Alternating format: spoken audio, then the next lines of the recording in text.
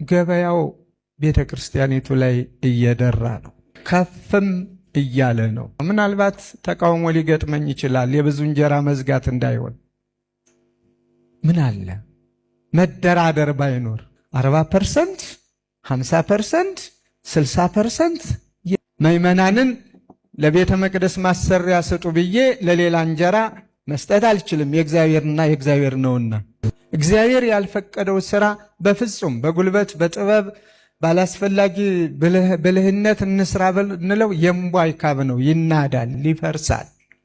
የሀዲዱ ብሎን ተፈታ ብለን ስንጮው እግዚአብሔርን ሀዲዱን ይዘውት ሄዱ። እግዚአብሔርን ገና ይገርማቸዋል። እንዲህ ብሎ ነው መሰለኝ እኛ ብሎኑ ተፈታ ብለን እየጮውን ነበር፣ አሁን ሀዲዱን ይዘው ይሄዱ ነው አሉ። እግዚአብሔር ምን አባታቸው ለብሎን ይጮዋሉ ብሎ ነው መሰለኝ። እና ይሄ ነገር የሚመለከተው አካል ባካችሁ ይሄ ድርጅት ሲከስር የኢትዮጵያ ሕዝብ ነው ክፈል ምን ባለው። በጣም የገረመኝን ነገር ልንገርህ፣ መልስ ምን እንደመልሱ ታውቃለህ? ለምንድን ነው ብሎኖቹ የሚፈቱትና የሚወሰዱት ምናምን ይባላል። አይ ስራ ስላልጀመሩ ያው ሌባ ወስዶናል። ስራ ባይጀምርስ? መልሳችሁ እኮ ነው ደግሞ የባሰ የሚያናድደን። ስራ አልጀመረምንና እየፈታ ወስደ ቆራሪው ትሸጣለህ እንዴ? ሙሉ የባቡሩ የሚሄድበት ላይን ሙሉ ለሙሉ ኦልሞስት ሙሉ ለሙሉ በሉት ተፈቷል። ብሎኖቹ ተፈቷል። ከዲማ ተነስቶ ከሰበታ ዲማ ተነስቶ ድሬዳዋ የሚወስደው መንገድ ላይ ነው ያለነው። እያያችሁት ይሄን ትሬ ተቆጣጣሪ አካል የለው። አደጋ ከመድረሱ በፊት አሁን ከፍተኛ የሰው አደጋ ከማድረሱ በፊት ባቡሩ ከፍተኛ የንብረት ውድመት ከማድረሱ በፊት ባቡሩ መስመር ስቶ ማለት ነው። ይሰማል ታከሎማ እኔ እኮ ብያለሁ። ታከሎማ ፎቶ ነው የሚያበዛው። ይሄ ቲክቶከር ያው ሁሉ በቀደም እንኳን የሰራሁት ቪዲዮ ላይ በሚሊዮን ዶላሮች ብሮች አውጥተህ ነው ቲክቶከር ስትጋብዝ የነበረውና ቪዲዮ ያልሰራችሁት ስራ ምንም አንድ አዲድ እንኳን አንተ ከመጣ አልተሰራም። የተሰራው እንኳን ተፈነቃቅሎ ያለቀ ነው። የሚጠብቀው ሰው አጥቷል፣ መሪ አጥቷል የተባለ ነው።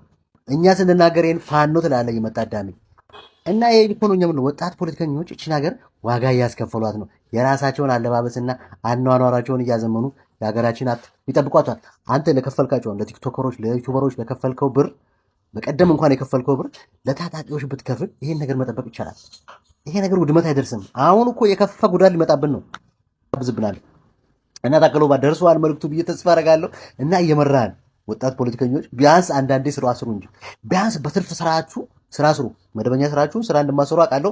በትርፍ ሰዓታችሁ እንኳን ስራ ስሩ። እስቲ ዳንኤል ክብረት የጠቅላይ ሚኒስትሩ የማህበራዊ ጉዳይ አማካሪ ነውና ማህበራዊ ቀውስ እየፈጠርክብን ነውና ምንድነው ዳያስፖራዎቹን ያልካቸው? በእናትህ አንተ መቀሰለ መቀበሪያ ምናምን ታወራለህ እንዴ?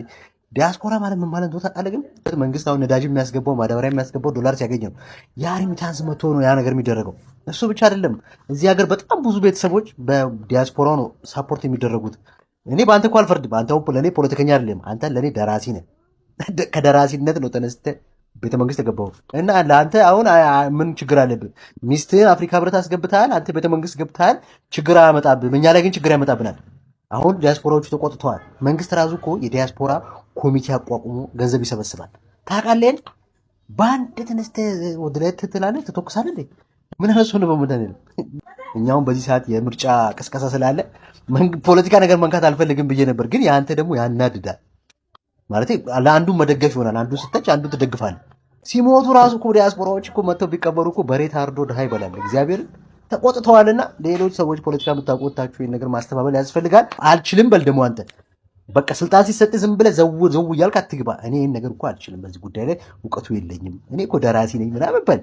ዘው ብለህ ገብተህ ትበጠብጠናል እንዴ? በመድኃኒዓለም ጉዳችሁን ስሙማ፣ ጉዳችሁን ላሰማችሁ። የኢትዮጵያ ሕዝብ ቻለው እንግዲህ ምንም ማድረግ አይቻልም። እና ቤተሳዳ የሚባለው ሆስፒታል ታውቃላችሁ አይደል?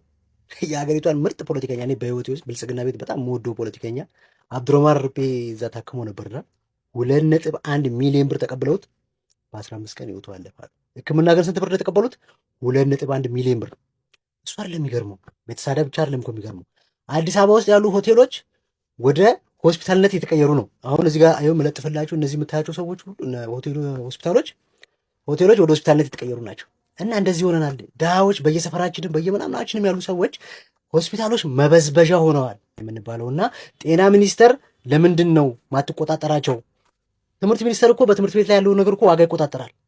ዋጋ መጨመር አይቻልም፣ እንደዚህ ፐርሰንት ነው ምናምን ይላል። አሞክሳሲሊን ሊሰጥ በሚሊዮን ብር የሚቀበል ሆስፒታሎች መጥተውብናል። ቤተሳዳ ማሳያ ይሆናል። ቤተሳዳ አሁን ገባ አይደል? አለቀላንድ እግዚአብሔር ሞት ትወጣለህ። ባትሞት እንኳን በወጪ ትሞታለህ እዛ ውስጥ። በዚህ አጋጣሚ በጣም ወዶ ፖለቲከኛ ነው ባይዘ ማን እንደሆነ ታውቃለህ? ቤተሳዳ አብዱረማን በአብይ አህመድ የተሾመ በጣም ምርጥ የሚባል ፖለቲከኛ ነው። ኢቲቪዎች ደስ ነው የሚላቸው ባይዞ ኢቲቪ ብሩን ይክፈል እንጂ እሱ በመሞቱ ደስ እንደሚላቸው እኔም እነሱም እናውቃለን። ምክንያቱም ወጥሮ የያዛቸው እሱ ነበር፣ ሌብነታቸውን ሁሉ ቀጥ ያደረጋቸው እሱ ነበርና ባይዞ ወደፊት እመለስበታለሁ። እሱ ለብሱ በሰላም ትረፍ። ቤተሳዳ አይነት ሆስፒታሎች ግን እየበዙብን ነው።